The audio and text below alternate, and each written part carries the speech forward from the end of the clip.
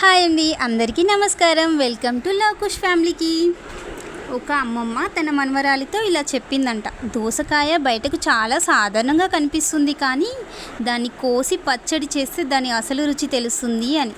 అలాగే మనిషి విలువ కూడా బయట కనిపించే అందంలో కాదు, మంచి మనసులో, ప్రేమలో, సహాయపడే గుణంలో ఉంటుంది. ఏ ఒక్క మనిషిని కూడా చూసి తక్కువ అంచనా వేయదు. ప్రతి మనిషిలో ఒక ప్రత్యేకత దాగి ఉంటుంది అని చెప్పింది.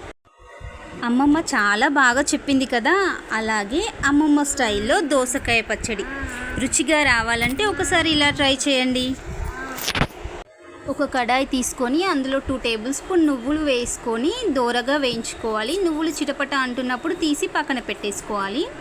ఇప్పుడు అదే కడాయిలో 2 టేబుల్ స్పూన్ ఆయిల్ తీసుకొని, ఆయిల్ హీట్ అయిన తర్వాత మన కారానికి తగినట్టుగా 6 నుంచి 8 పచ్చిమిర్చి కట్ చేసుకొని వేసుకోవాలి. పచ్చిమిర్చి వేగుతున్నప్పుడు కొంచెం వేగిన తర్వాత 1 టేబుల్ స్పూన్ జీలకర్ర, 1 టేబుల్ స్పూన్ ధనియాలు వేయించుకొని దోరగా వేయించుకోవాలి. ఇక కాస్త వేగిన తర్వాత మనం ముందుగా కట్ చేసి పెట్టేసుకున్న టమాటా ముక్కల్ని వేసుకొని ఒక 1 మినిట్ కలుపుతూ ఫ్రై చేసుకోవాలి.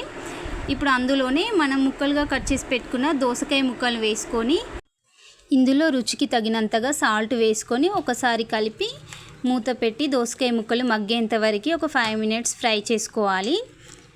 మధ్యలో ఒకసారి కలుపుతూ మరొక 2 మినిట్స్ ఫ్రై చేసుకోవాలి. ఇలా దోసకాయ ముక్కలు మంచిగా ఫ్రై అయిన తర్వాత తీసి పక్కన పెట్టేసుకొని చల్లార్చుకోవాలి. మనం ముందుగా వేయించుకున్న నువ్వుల్ని మిక్సీ జార్లోకి తీసేసుకొని ఫైన్ పేస్ట్ లాగా పట్టేసుకోవాలి.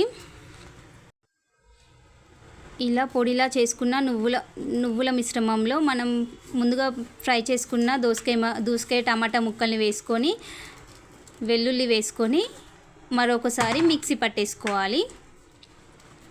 అంతే, దోసకాయ పచ్చడి రెడీ అయినట్టే. ఇందులోకి తాలింపు వేసుకుందాం. ఇప్పుడు తాలింపు కోసం ఒక గిన్నెలో ఆయిల్ని వేడి చేసుకొని, ఆయిల్ మంచిగా వేడైన తర్వాత ఆవాలు, 1 టేబుల్ స్పూన్ జీలకర్ర, పచ్చి శనగపప్పు, మినపప్పు కూడా వేసుకోవచ్చు, మన ఇష్టం. ఎండుమిర్చి వేసుకొని, వెల్లుల్లి వేసుకొని, కరివేపాకు కూడా వేసుకొని మంచిగా వేయించుకోవాలి. ఇలా వేయిన తర్వాత కొంచెం మెంతిపొడి వేసుకొని ఫ్రై చేసుకోవాలి. చివరిగా పసుపు వేసేసుకొని ఫ్రై అయిన తర్వాత మనం ముందుగా మిక్సీ పట్టేసుకున్న పచ్చడిని ఇందులో వేసుకొని ఒక 2 మినిట్స్ ఉంచుకున్నామంటే మనకి ఎంతో రుచికరమైన కమ్మని దోసకాయ పచ్చడి రెడీ అయినట్టే. ఇది వేడివేడి అన్నంలోకి చాలా బాగుంటుంది. ఒకసారి ట్రై చేసి చూడండి, చాలా బాగుంటుంది. ఇలాంటి మంచి మంచి వీడియోస్ కోసం మన లవకుష్ ఛానల్ని సబ్స్క్రైబ్ చేసుకోండి. అమ్మమ్మ స్టైల్లో దోసకాయ పచ్చడి నచ్చినట్టయితే వీడియో లైక్ చేసేయండి. Please subscribe to my channel. Thank you.